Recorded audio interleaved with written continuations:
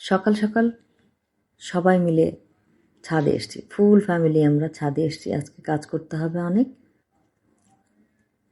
এখন গরমের সিজন এসছে, এই সিজনে যে সমস্ত শাক সবজি হয় সেগুলো এখনও কোনোটাই আমি লাগানো কমপ্লিট করতে পারিনি বা জার্মিনেশনেই আসলে দেয়া হয়নি।